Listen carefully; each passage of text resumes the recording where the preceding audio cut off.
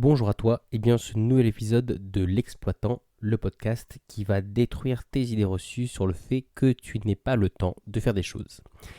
Alors du coup, après avoir fait notre petite mini-série un peu sur les différents éléments du podcast tout simplement, donc à savoir définir le projet, définir les différentes ressources, il est temps de rentrer un petit peu dans le vif du sujet. Et comme il faut bien commencer quelque part, j'ai décidé de commencer par, on va dire, cette idée reçue largement répandue qui est je n'ai pas le temps. C'est un peu quelque chose qu'on a toujours entendu un peu à droite à gauche quand on te dit bah pourquoi tu fais pas ça, pourquoi tu répares pas ça. On va dire d'un point de vue plus privé. Je vais me baser aujourd'hui plus sur le privé parce que sur le pro, bah finalement c'est le temps qu'on t'alloue. Ça pourrait revenir un peu sur l'épisode que j'ai fait du coup sur la ressource du temps, de se dire que bah voilà, si tu n'arrives pas à faire ce qu'on t'a demandé dans le temps qui t'a imparti, c'est sûrement qu'il y a une mauvaise gestion quelque part, que soit c'est toi qui as pris trop de choses, soit on t'a donné trop de choses, soit pas assez de temps, soit pas assez de moyens. Donc du coup là c'est plus sur le côté un peu plus perso, du coup des projets. On a tous du coup ce truc là de oui mais tu comprends, je travaille, j'ai une famille, j'ai une copine, j'ai une maison, je peux pas voilà, je peux pas gérer les choses, apprendre des nouvelles choses. On a tous eu ce fameux truc où en gros tu dis non mais c'est bon, je vais me mettre au sport. Souvent ça c'est la bonne résolution du début d'année. Cette année je me mets au sport et tout ça. Allez 3, 4, 5 fois par semaine. Et donc du coup au début, tu te chauffes. Et après, tout doucement, tu vas ah mais non, mais j'ai plus le temps d'y aller. Et non, mais tu comprends maintenant avec les autres choses. En fait, c'est pas que tu n'as plus le temps, c'est que tu n'as plus pris le temps. Parce que finalement, les 15, 3 semaines premiers jours, tu avais réussi à pouvoir aller au sport, à pouvoir à rajouter en fait cette petite habitude. Et pour autant, tu n'étais pas malheureux. Je veux dire, c'est pas parce que tu allais 2 fois par semaine à la salle ou autre, ou à la gym ou ce genre de choses-là, que tu voyais plus tes amis, que tu voyais pas ta femme, que tu voyais plus tes enfants, que voilà, que tu étais au bord du burn-out. Donc tu vois, c'est que c'était pas une question de temps, c'est que c'était juste une question de priorité. Il y a quelques années, pour mon autre podcast que j'avais avant, donc qui s'appelait Électron Penseur, je t'invite à aller jeter un coup d'œil si tu veux, mais on va dire que je l'ai arrêté pour plutôt me concentrer là-dessus. Mais voilà, sait-on jamais. Donc dans l'épisode 47, je m'étais fait en fait un petit calcul où j'avais parlé en fait finalement de cette chose finalement de ne pas avoir le temps et j'avais pris une espèce de calcul 5. Donc du coup, je vais te le redonner ici. En gros, j'étais parti sur le principe qu'une semaine c'est composé de 168 heures. Donc voilà, si tu prends, multiplies juste 24 par 7, auquel tu retires tes 35 heures de taf. Là, encore une fois, je vais te dire, pour ce que je vais t'expliquer, je me base sur quelque chose où ça concerne, on va dire, entre 70 et 80% des gens. Après, je peux comprendre que voilà, si t'es un homme ou une femme célibataire, un père ou mère célibataire avec plein d'enfants et tout ça, avec plein de contraintes, ça peut bouger, mais moi je m'adresse finalement, au moins dans cet épisode-là, à 70-80% des gens qui finalement ont le temps mais ne le prennent pas. Donc comme je t'ai dit, tu as une semaine de 35 heures de taf hebdomadaire, auquel on compte, on va dire, 2 heures par jour pour faire les repas, que ce soit le midi ou le soir, ou que tu passes un peu plus de temps le soir ou un peu plus de temps le week-end, 14 heures par semaine, 1h30 de transport par jour en semaine, donc soit 7h30 par semaine. Donc comme ça on se dit l'aller, le retour, c'est pas forcément déconnant. 8 heures de sommeil par jour, alors oui je sais, c'est l'idéal, c'est l'optimal, mais dans la réalité on dort moins, mais donc du coup allez, partons sur 8 heures, on va quand même pas tailler dans le sommeil, donc ça fait 56 heures. On passe 2 heures par jour à chiller, donc voilà, où on se détend, Netflix, la télé, un livre, ce genre de choses-là. Allez, même on va grossir un peu, on met 2 heures par jour en semaine et 3 heures le week-end. Ça fait 16 heures. Un soir dans la semaine, on sort avec des amis, avec des potes, on passe une soirée, 20 heures, minuit et tout ça. Allez, 4 heures. En plus, à côté de ça, tu fais des activités diverses, du sport, du théâtre, de la clarinette, que sais-je. Allez, 3 heures par semaine, quelque chose encore en plus. Après, du coup, tu veux passer aussi du temps avec tes proches, avec ta copine, avec tes enfants. Allez, 1 heure, on va dire, par jour en plus le soir, vraiment juste à faire que ça, et 3 heures en plus le week-end. On prend aussi d'autres activités diverses, du repassage, de la vaisselle, du bricolage, du jardinage, aller aux toilettes, parce que oui, ça rentre aussi en ligne de compte. Allez, 6h30 dans la semaine. Au total, sur nos 168 heures, tout ce que je viens de te donner, ça fait 153. 153, ça veut dire que du coup, tu as 15 heures, une demi-journée, quand même plus d'une demi-journée, finalement, qui t'est libre. Ou dans le décompte que je viens de faire, où j'ai pris en compte quand même ton travail, ton sommeil, tes amis, tes loisirs. Et du coup, il te reste, il te reste pas 20 minutes, il te reste pas 8 minutes, il te reste pas 1 heure, il te reste 15 heures, il te reste une demi-journée. Mais finalement, tu pourrais dire, mais comment ça se fait que cette demi-journée-là, je ne la vois pas passer? Alors, encore une fois, comme je te l'ai dit, c'est parce que là, je me suis basé sur quelque chose qui est. J'ai essayé d'être assez universel, de prendre un peu une moyenne de niveler. Par exemple, là, tu es 1h30 de transport par jour en semaine. Moi, au moment où j'ai écrit ça dans mon ancien travail, je faisais le double par jour. Donc, j'étais déjà à 3 heures de transport. Mais donc, du coup, 3 heures de transport, c'est je conduisais pas ou autre. Donc, c'était du temps où j'avais le temps de lire, d'écrire, de faire d'autres choses. Donc du coup, comme je t'ai dit, du coup, tu as une demi-journée, et là tu pourrais dire, bah du coup, elle passe où cette demi-journée? Alors en fait, cette demi-journée-là, c'est 15 heures qu'on va dire qu'on avait, ça on a toujours eu. En fait, avant, il passait dans discuter avec les gens, après il passait dans regarder la télé, et puis maintenant encore plus dans scroller, puisque après tout, c'est vachement simple. On a tous dans notre poche un petit truc où on claque des doigts, et donc du coup, on a instantanément accès au monde entier.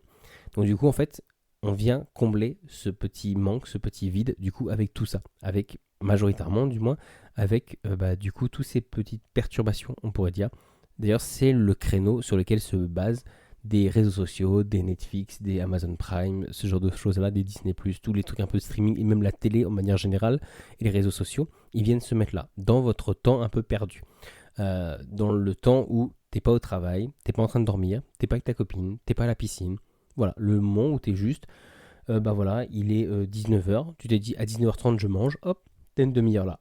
Bah, qu'est-ce que tu vas faire en une demi-heure? Tu vas comment pas commencer à regarder un film, parce que finalement, le temps que tu mettes ça, t'as pas le temps. Donc du coup, qu'est-ce que tu vas faire? Au mieux, si t'as je sais pas, un PC ou une console qui démarre assez vite, que tu veux jouer à un petit jeu, un truc un peu rapide, ça passe.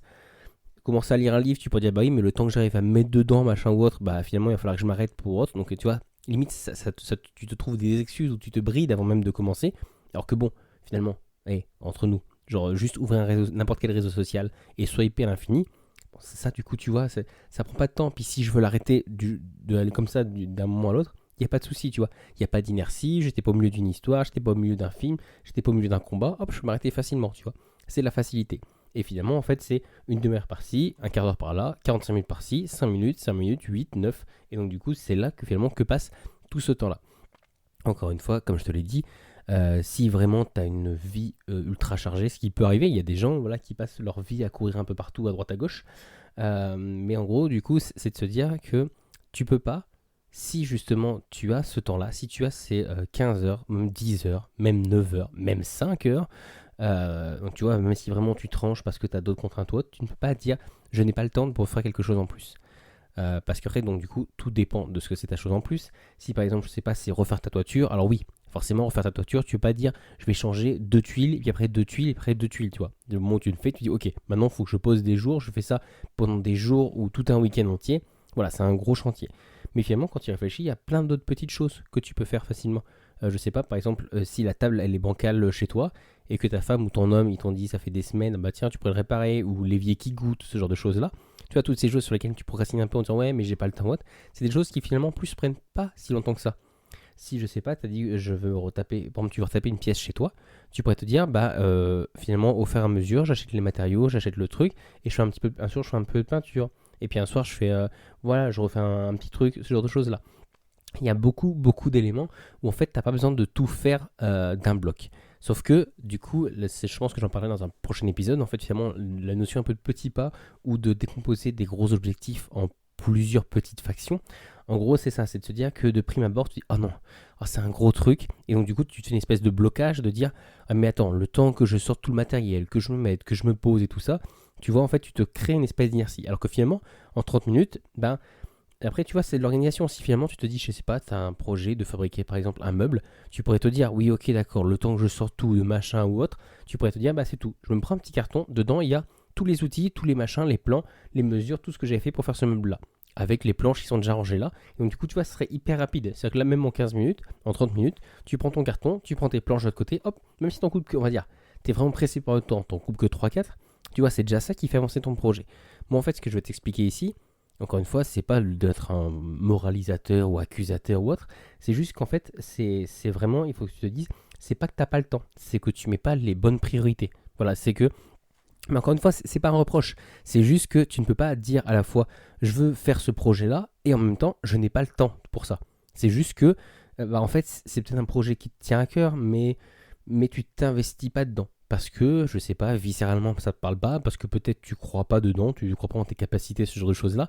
Et donc, du coup, ça sert, on va dire, d'excuse, de dire non, mais j'ai pas le temps, mais je suis occupé. Ouais. Parce qu'on, limite, on connaît tous des gens, tu vois, qui ont quand même une vie, bah, si par exemple tu vas un jour dans une salle de sport, bon, tu crois souvent les mêmes, mais tu te dis, les gens, tu vois que c'est pas des gens qui vivent dans la rue. Donc tu dis, c'est des gens qui ont un travail, qui se lèvent le matin. Il y en a voilà qui, tu vois, ils ont des alliances, donc eux, ils sont sûrement mariés, qui ont peut-être qui ont des dates de naissance tatouées, donc ils ont sûrement des enfants. Et pour autant, tu vois, ça, les mecs ou les filles, ils sont assez baraqués, donc tu te dis, c'est quelque chose. Ils arrivent à trouver la discipline et le temps de venir ici régulièrement, d'avoir après derrière un style de vie qui suit. Et pour autant, tu te dis, ça paraît d'être des gens malheureux, tu vois. Et quand tu discutes avec eux ou tu les entends discuter, tu vois, ils parlent de leurs enfants, de leur famille. C'est pas des gens non plus qui se sont coupés du monde. Donc tu vois, c'est bien la preuve que tu as des gens, des pères et des mères de famille ou autres, qui arrivent à trouver du temps, une, deux, trois fois par semaine, pour aller à la salle. La seule chose, en fait, c'est que comme ils sont une discipline, comme c'est quelque chose en lequel ils croient, du coup, ils y vont pas une fois de temps en temps. Ils y vont toutes les semaines. Donc du coup, ils ont rentré dans leur planning un temps pour eux pour aller justement faire du sport sans pour autant abandonner leur taf, sans pour autant ne plus rien faire chez eux ou sans pour autant abandonner leur femme et leur gosse quoi. Ou leur homme et leur gosse. Mais donc du coup voilà, c'est vraiment pour te dire que il faut vraiment que tu aies cette vision de... Encore une fois, c'est pas moralisateur, mais c'est de se dire que s'il y a un projet que tu n'arrives pas à pousser, on l'a tous déjà eu, on connaît tous des gens, ouais mais non, il y a une petite réparation, un truc et de ça à faire, j'ai pas le temps. Bah si, parce que finalement, 80% des gens, entre 70 et 80% des gens, tu vas te rendre compte que t'as des week-ends pardon, tu as des week-ends entiers où tu n'as rien de prévu. On a tous des moments, et après en même temps c'est ok, tu vois, des gens un peu où tu veux te dire, bah non, aujourd'hui je fais rien, je chill, je me mets devant la télé, je mets un film, je suis sur mon téléphone et ça. Tu vois, c'est juste que il faut en avoir conscience, il faut être honnête avec soi-même. Tu peux pas à la fois d'un côté te dire, bah j'ai pas le temps, je veux pas les pousser jusque ça, et quand finalement tu as du temps, ne pas le mettre à contribution. C'est vraiment juste une excuse que tu te trouves vis-à-vis des autres, parce que du coup, on vit dans un monde où en plus ça fait bien. Tu vois des débordés de courir partout, on a des chefs, des cadres ou autres qui disent ouais mais tu te rends compte, je fais des semaines de 70 heures ou autre. Il y en a qui le font parce qu'ils croient en leur métier, parce que ça leur parle, parce qu'eux ils sont vraiment nourris du feu sacré, tu vois. Pour le coup c'est parce que pour eux dans leurs projets principaux, et ben, c'est leur métier. Et t'en as où des fois c'est juste du zèle, c'est juste pour dire t'as vu, je suis arrivé le premier, hein, puis je suis parti le dernier, t'as vu, puis c'est moi qui fais tourner la boutique, tu vois. Et ces gens-là, finalement, quand tu leur demandes bah, le truc à côté que tu devais faire, et le jardin, et tu m'as pas dit que tu allais repeindre tes volets, tu vois. Ah oui, mais tu comprends, j'ai pas le temps, j'ai une grosse semaine, machin. Bah, c'est juste que c'est pas que tu as une grosse semaine, c'est juste que, en fait, ce qu'il faudrait dire, c'est pour le moment, c'est pas ma priorité. Voilà, c'est ça, en fait, la vraie justification qu'il faudrait sortir. C'est pas je n'ai pas le temps, parce que je cours à droite à gauche, c'est juste pour l'instant, c'est pas ma priorité. Pour l'instant, j'ai d'autres choses à faire. Certes, c'est quelque chose qui me tient à cœur. Certes, un jour, je voudrais peut-être le faire. Avec le fameux truc de je ferai ça quand je serai en retraite ou je ferai ça quand je serai en vacances ou quand j'aurai du temps. Mais pour autant, il y a pas mal de projets ou autres qu'on en fait, on pourrait faire en le mettant à côté. Et même, comme je te dis, même d'un point de vue pro, voilà, quand tu as un peu forcément, on voit plus ça sur les success stories, même de manière générale. Les gens qui montent des boîtes ou qui montent des startups ou autres, en fait, finalement, la majorité, ils n'ont pas forcément plus de choses que les autres. Je sais n'importe quoi, si tes parents ils sont multimilliardaires et que en gros c'est juste de l'argent pour t'occuper, il n'y en a pas tant que ça. Il y a quand même beaucoup de gens qui ont commencé, pas forcément dans la rue, mais il y en a, et voilà, qui ont commencé quand même avec des moyens beaucoup plus modestes que ce qu'ils sont aujourd'hui et qui ont mis toute leur énergie dedans. Et la différence qu'il y a entre eux qui ont réussi et les autres, autre le fait que voilà, ils avaient une bonne idée, le bon créneau, ce genre de choses-là, des fois les étoiles sont alignées. Ce qu'ils ont tous en commun, c'est qu'en fait, ils se sont mis dedans corps et âme. Que là où ils ont dit, bah du coup, les 15 minutes qu'il y a pour chill, bah moi j'ai pas m'en servir pour chill. Moi, les 15 minutes que j'ai, et bah je vais m'en servir pour chercher un projet, pour envoyer un mail, pour appeler quelqu'un, ce genre de choses-là. Et donc du coup, tout le temps posé dessus. Et là, du coup, bah ils peuvent pas avoir, du coup, ils ont le même temps que nous, ils ont 24 heures par jour et tout ça. Et donc du coup, eux, c'est pas une excuse, tu vois. Tu peux pas dire, bah oui, mais toi tu y arrives, pourquoi tu y arrives? Il a pas plus de temps que toi. Et tu vois, donc en théorie, il y a des gens de tout milieu, de tous horizons, de toute nationalité, de toute langue qui ont réussi. Tu vois, il n'y a pas de truc de bah, c'est plus facile en anglais, c'est plus facile en français ou autre. T'as aucun domaine où t'as quelqu'un, en fait, t'as une espèce de truc prédestiné, tu vois. Ah bah lui, il réussit parce que il venait de tel endroit ou parce que ses parents c'était un tel ou autre.